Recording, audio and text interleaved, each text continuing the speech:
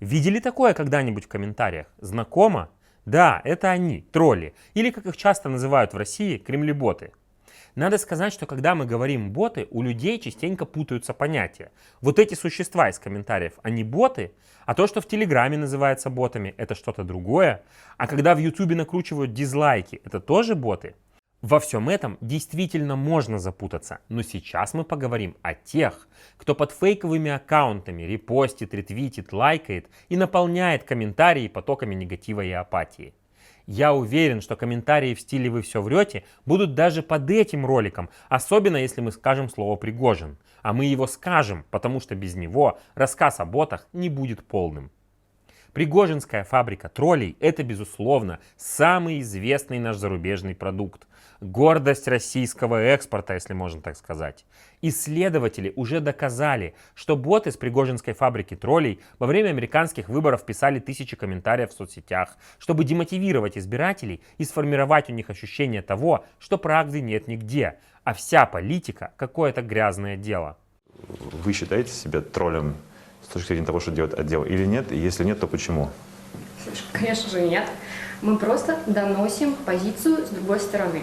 Пригожинская фабрика троллей – это только верхушка айсберга, элитная гвардия, скажем так. Но у этого айсберга есть огромная подводная часть, о которой говорят гораздо реже. Это внутренний рынок ботов. На нем можно купить практически что угодно. Лайки, репосты, комментарии, просмотры. Все, что вы захотите. И если пригожинские тролли решают задачи внешней политики, то этим рынком пользуются наши местные чиновники всех мастей, от депутатов Госдумы до самых мелких сошек.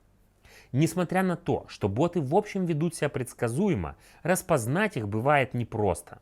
Исследователи из Bellingcat приводили несколько признаков, на которые нужно обращать внимание.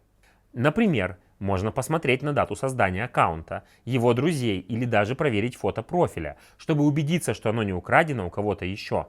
Но иногда даже тщательная проверка не даст гарантии, что перед вами именно бот, а не живой человек. Поэтому, когда мы задумали исследовать эту тему, мы пошли другим путем и решили посмотреть, где обитают боты и как они выглядят в разрезе.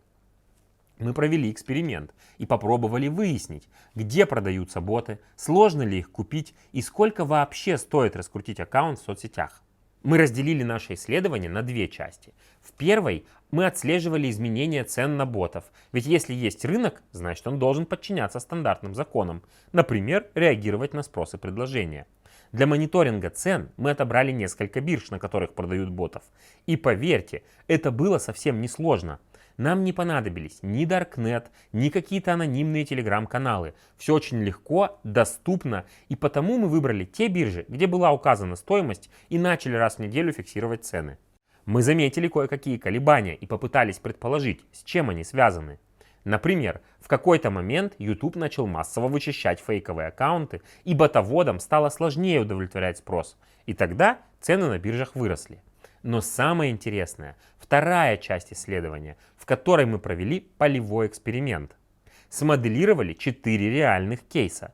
В 2 раскручивали аккаунты в Твиттере и Инстаграме, в 3 проверяли, как работает голосование ВКонтакте, а в 4 заставили ботов писать комментарии к статье в СМИ на английском языке.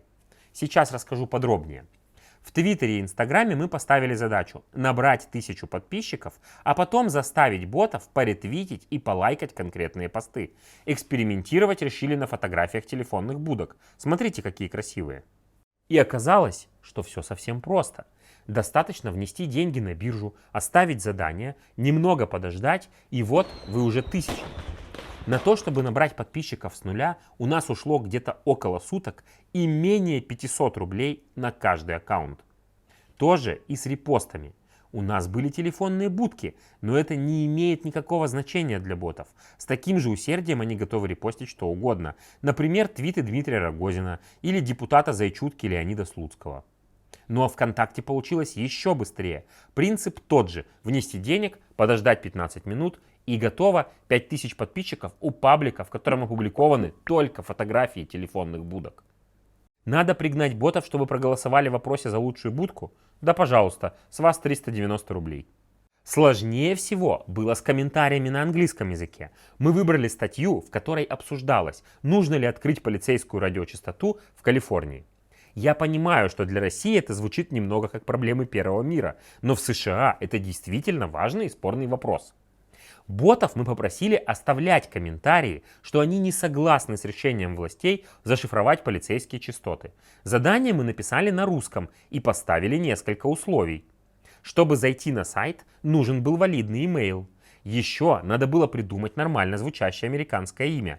А сам комментарий должен был быть на английском языке и не меньше 7 слов. Откликов на это задание было, конечно, поменьше, чем на простые репосты, а заплатить пришлось побольше, по 12,5 рублей за каждый комментарий. Но это в пересчете на доллары или на зарплаты депутатов, сущие копейки. Вот такие получились результаты. Давайте я еще раз коротко их сформулирую. Для того, чтобы раскрутить паблик с фотографиями таксофонов до 5000 подписчиков, нужно всего 15 минут и 500 рублей. Еще за 390 рублей можно без проблем организовать накрутку голосов в любом опросе. Для того, чтобы стать тысячником в Твиттере, вам понадобится меньше $20. А если вы потратите еще примерно $30, вы сможете организовать мини-атаку на какое-нибудь американское СМИ. О чем это все нам говорит? А это говорит о том, что купить ботов для любых целей можно просто, быстро и недорого.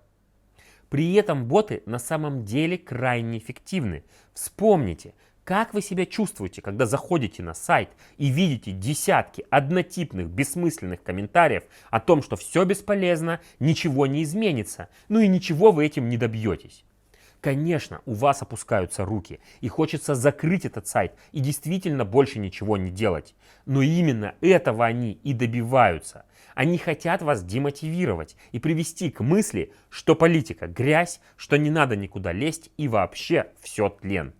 Не поддавайтесь на эти настроения, а лучше заходите по ссылке в описании и почитайте наше исследование. Мы постарались изучить рынок ботов и показать вам, как он устроен, насколько легко можно купить на нем все, что угодно. И если вы это один раз увидите, больше никогда не попадетесь на их дешевые, действительно дешевые уловки.